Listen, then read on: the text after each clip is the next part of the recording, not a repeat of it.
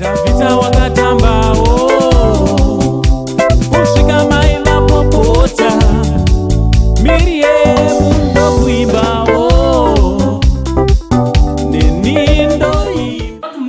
mundinzwisisi wazukuru kana ndichitotaura sasekuru vevanhu ka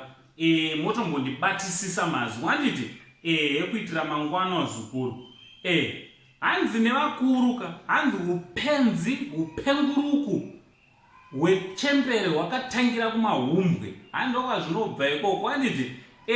asi vamwe vazukuru vangu nying'anyinga nhubu dzandakazosangana nadzo mastreets esocial media dziri kutenderera zvakanyanya handiti nekuda kweunhubu hwadzona so chiteerera muzukuru zada kuudzai zviri panapa nekukuratidzai mufananidzo. Kana ungasati wasubscribe pathis channel, I kindly ask you muzukuru kuti chidi chisubscribe.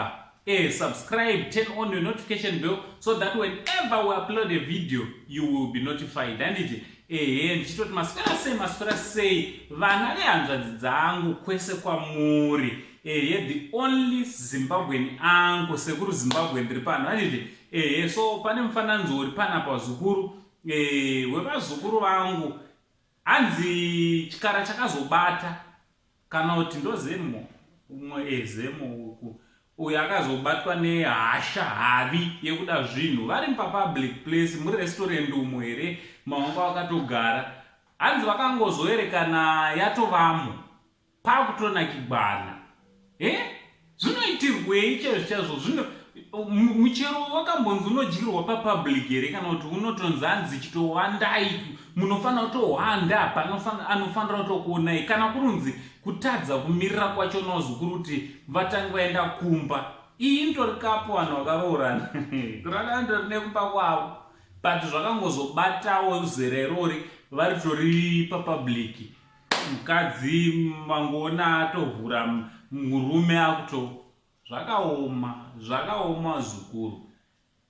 kakawanda vazukuru vangu vanozobatikidzwa panzvimbo dzisingaite vamwe vari muzvimasango vamwe vari pano nepapo pasingatarisirwe zvinhu zvakadai zvingaitirwe ipapo chii chaicho chinei chabata vanhu chii chinei chakubatai vazukuru chimbonditsanangurirai ndobva ndatopererwa nazvo kutopererwa nazvo zvochaizvo ichiri kutenderera mastreets esocial media chatozara kwesechi yani ndosanda kuti ndiuye nacho panapa zviri kutrenda ndikuradzei nokuudzisaiwo zviri kuitika mastreets umariri so ngataro nemakomenzi kuti munozvionawo sei zvevari kudya muchero wepakati pemunda uri kudyirwa pachena zvakadai munozvionawo sei naango sei the only Zimbabwean uncle chibva tati much love